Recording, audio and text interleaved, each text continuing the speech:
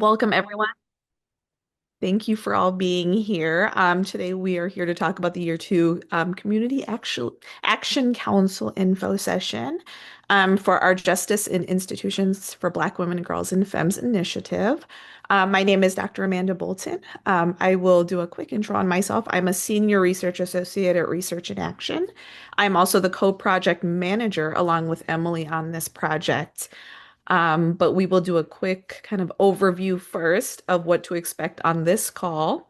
And then also I'll have my team do quick introductions before we talk about the survey itself, the work we're doing, and how you can get involved.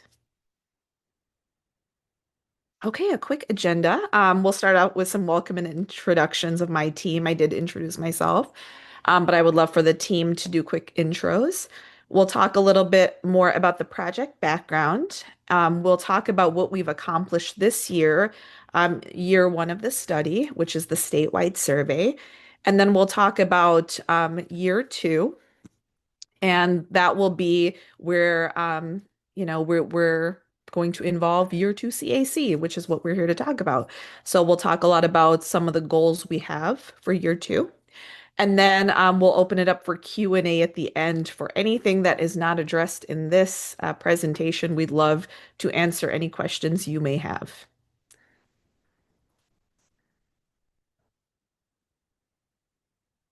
Okay. So I've already introduced myself, but these are my lovely colleagues who are on the call. Not everyone is here today, but for those of you who are here, I'd love to have you introduce yourself. I will start with Dr. Brittany Lewis. Can you please introduce yourself?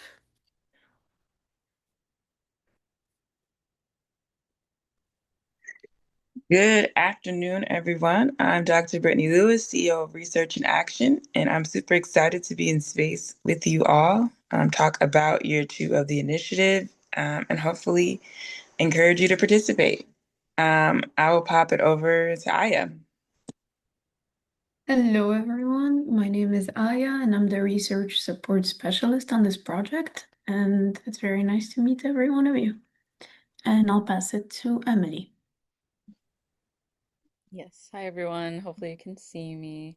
Um, just wanting to pop on and say hi again. I'm a co-project manager on the special initiative and a quantitative specialist at Research and Action generally. And thanks so much for being here today. Pass it back to Dr. Bolton. All right. So before we begin, Emily will be launching a poll, and you'll see that pop up on your screen. And we just want to know where you're like calling, zooming in from, which county. So if when that pops up, if you can just fill that out for us so we have that information.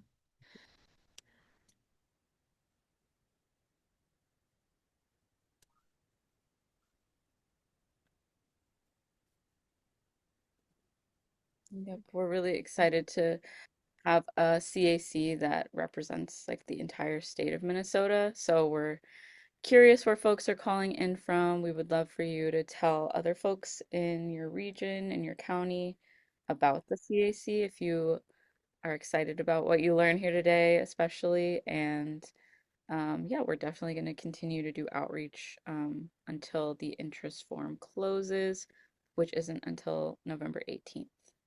So we're hoping to see a good range of people, like county representation.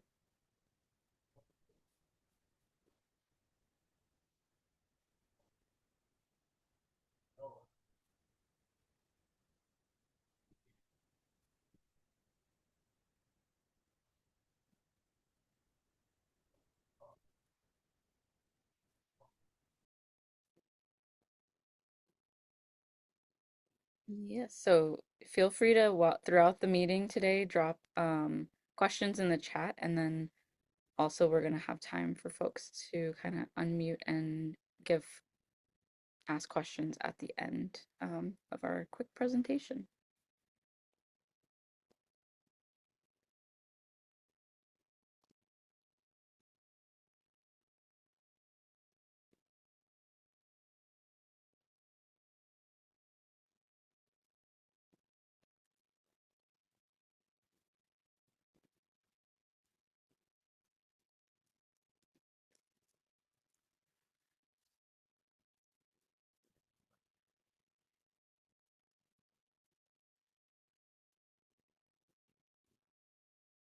Okay, I can leave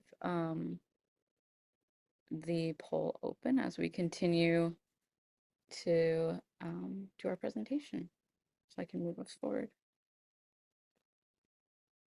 All right, so I'm going to give just a brief project background before we get into what we've done this past year and what we're doing in year two.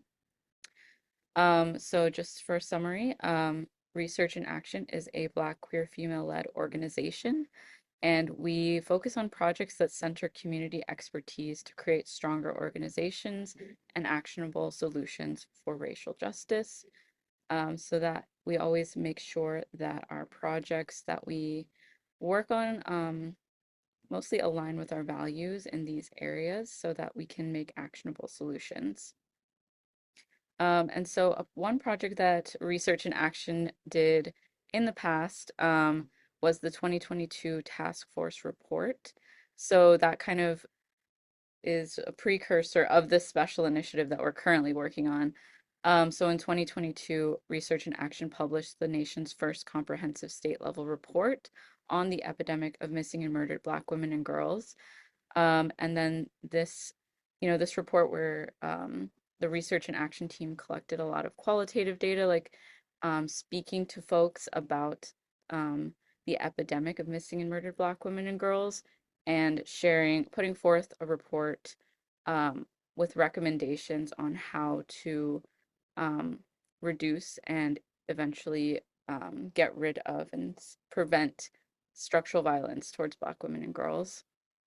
And the report led to the creation of the nation's first Office of Missing and Murdered Black Women and Girls at the state level in Minnesota. And this was done through introduction of federal legislation in 2023.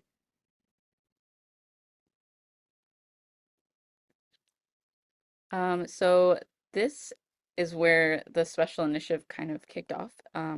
We built on the 2022 Task Force report to assess the impact of institutions, measure progress of these institutions to do better, to serve Black women and girls better. And also, we kicked off this project to support the Missing and Murdered Black Women and Girls Office policy initiatives. So this is a 5-year project, the special initiative, that is grant funded. The Equity and Action Way Foundation received a Bush grant to do this kind of work. And so it is a 5-year project. Research and Action was contracted to kind of lead a lot of the data collection and reporting. So in year one, as Dr. Bolton will get into a little bit more, we held the statewide survey. And so you might have seen us out in community the past 3 months, tabling. You might have seen us on social media, uplifting a bunch of our partners that we worked with to share about the survey. But the statewide survey really asked questions to center the experience of Black women, girls, and femmes to assess a baseline understanding of experiences with institutions and staff. So I'll pass it back over to Dr. Bolton to describe the survey. All right, great. Well, we did accomplish a lot in year one, so I'd like to give you a quick kind of rundown of everything we've done this year. So we did start this process of co-creating the survey. And by co-creation, we mean working with Black women, girls, and femmes across the state, across age groups in helping create that survey with us. So we would provide drafts and have Black women, girls, and femmes provide feedback on it. Sometimes it was about the language itself. Sometimes it was about the content. We asked them how they would respond, what their reactions were. So we did this with women, Black women, girls, and femmes across all age groups to ensure that the survey was accessible, that everyone could understand it, that we were choosing the appropriate language, all of those things. We also had a group of Black women leaders within the community that helped to pilot the survey. These are women that we've worked with as partners, and they helped pilot the survey. They went through it before it was released to also offer feedback and share their experience taking the survey. And the survey opened in August and it went all the way until Halloween, October 31st. So it has been open that entire time. Where we are right now is this middle bullet, the Create the Community Action Council. Well, this was creating the Community Action Council for year one, but also we are talking about the Community Action Council for year two. So it may be a different group of Black women, girls, and femmes, or some of the year one folks may be in this group as well. So that's why this is very important. Emily and I will talk later about kind of the responsibilities, but this is where we are in creating that council. We are also doing the analysis. So we have collected all the data. The survey closed on the 31st, like I mentioned before. So we are in our analysis stage right now, going through the survey data, looking for patterns and trends and things like that to report back out. And then there will be a data walk to receive feedback on the findings. So this is when we will open it up to certain community members to review the findings, talk about like preliminary recommendations. And basically, this is an opportunity for the community to see our results, but also to question our results or provide feedback so we can offer the best possible recommendations later on those results. And then finally, this year we will be publishing a year one report, which will summarize all those findings. It will summarize some of what has happened in the community, our experience going out into the community, gathering this data. So that's what this year will look like. Emily, all right. So a little bit of a more deep dive into the survey this year. We were really seeking to understand how institutions impact Black women, girls, and femmes. What have been their experience, confidence levels, negative, positive experiences across different institutions, perceptions of those experiences, and then also confidence level kind of moving forward in light of those experiences and really gather statewide data to improve these services. This is the first time this has ever been done in the state of Minnesota. So we are really trying to improve services and programs delivered at the county level. We have already signed on with Hennepin County to look at their programs to better improve services for Black women, girls, and femmes. And we are working on another partnership with another county, and that is currently in progress. Okay. I talked about this a little bit already, but some of the different content areas that we talked about in the survey, some of you may have taken it, so you may recognize some of this. The confidence that Black women, girls, and femmes have in the institutions already, stress levels that they've endured when they have interacted with these institutions. We've also asked specifically about what caused these stress levels to be this way. So, was it how people spoke to you, how people made you feel during these interactions? And then this kind of future way of thinking, willingness to seek support or resources based on those experiences, because we do care about whether people seek out services based on the past. So you may have seen us in community. We've been at so many events, and it's been such an amazing adventure. A few things that we've done. So we had a partnership with Hennepin County Library. So we had surveys set up for folks at all the library locations. So Black women, girls, and femmes could drop in and take the survey there. We also had many, many partnerships. So we had 69 statewide survey partners of different organizations that we were working with.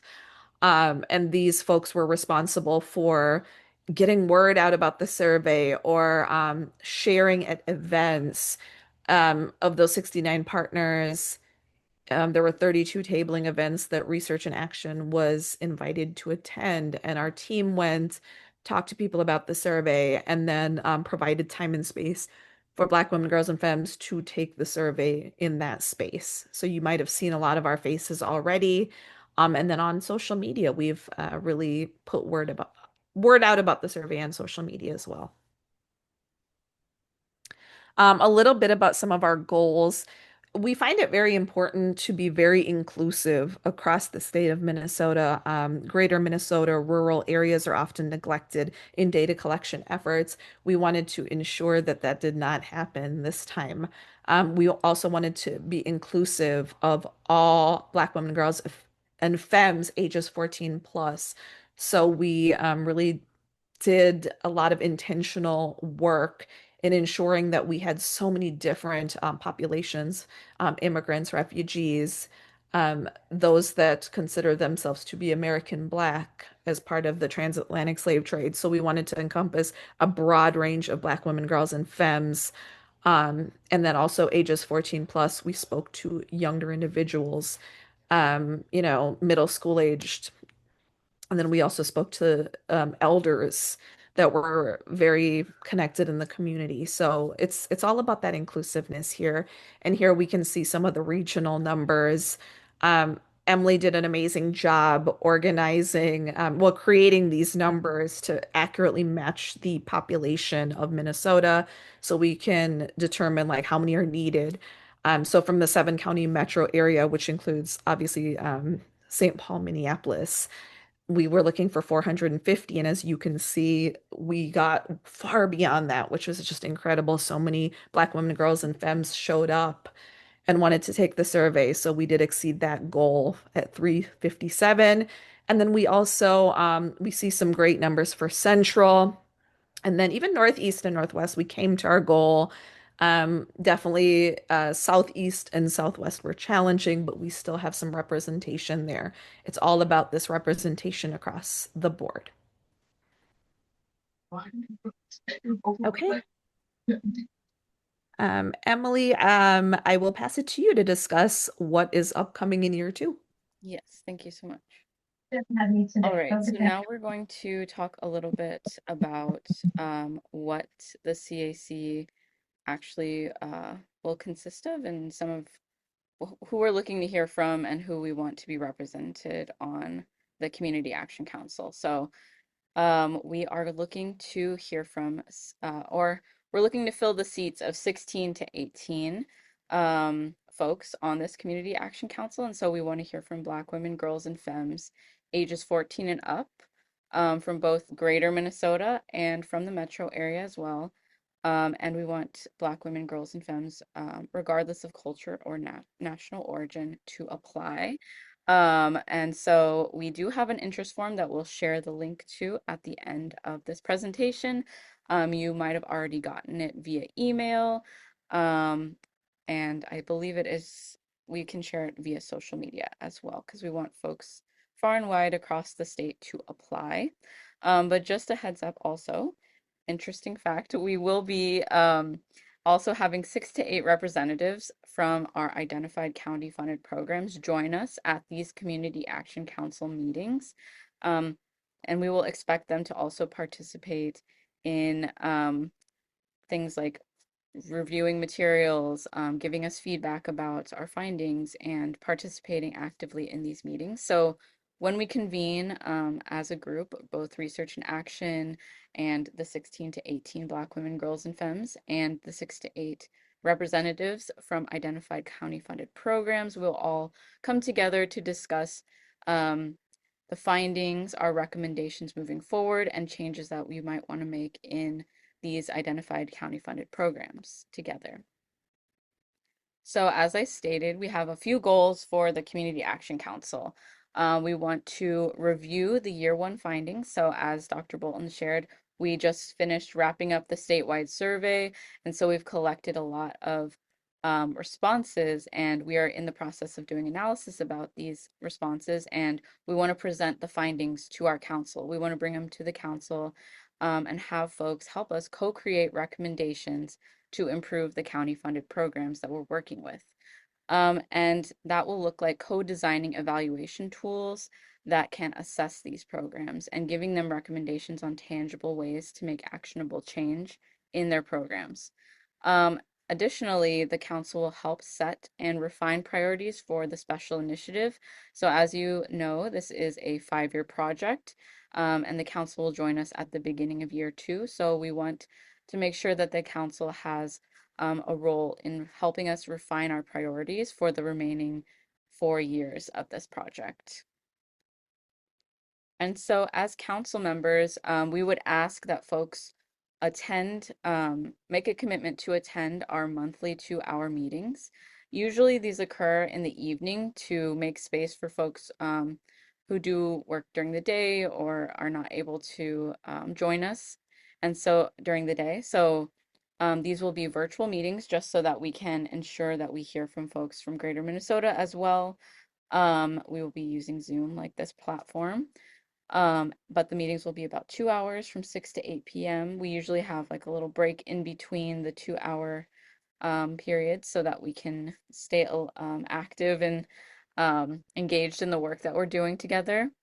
And so, as council members, you would also commit to providing feedback on different materials, like I mentioned, like reports. We're also planning to do focus groups and interviews in year two to dive deeper into our survey findings. And so, we would ask that the council members help us shape the questions that we actually are asking in these focus groups to make sure that we're accurately representing like what we want to learn from this project.